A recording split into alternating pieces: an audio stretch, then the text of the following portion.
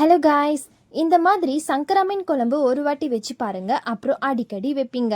அதுக்கு ஒரு மண் சட்டியில் கொஞ்சம் எண்ணெய் சேர்த்து அதில் 1/2 ஸ்பூன் வெந்தயம், கொஞ்சம் கடுகு ஆட் பண்ணி, அந்த கடுகு பொரிஞ்சதும் 10 பல் பூண்டு, இடித்து வச்சுருந்த 10 சின்ன வெங்காயம், பொடிசாக கட் பண்ண ஒரு பெரிய வெங்காயத்தையும் சேர்த்து நல்லா வதக்கி விட்டுக்கோங்க.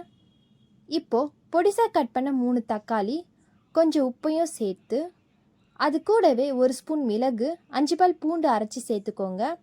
இப்போது இந்த குழம்புக்கு தேவையான 2 ஸ்பூன் குழம்பு மிளகாய்த்தூள், 1/2 ஸ்பூன் வெறும் மிளகாய்த்தூள், கொஞ்சம் மஞ்சத்தூளையும் சேர்த்து இந்த மாதிரி எண்ணெய் பிரிஞ்சு வந்ததும் புளிக்கரைசல், தேவையான அளவு தண்ணி சேர்த்து ஒரு கொதி வந்ததும் ஒரு பச்சை மிளகாயும் போட்டு நல்லா கொதிக்க விடுங்க.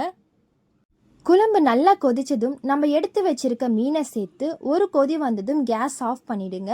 இல்லைன்னா மீன் உடஞ்சிடும். அவ்வளோதான், கம கமன்னு மீன் குழம்பு ரெடி. நீங்களும் ட்ரை பண்ணி பார்த்துட்டு கமெண்ட்டில் சொல்லுங்கள்.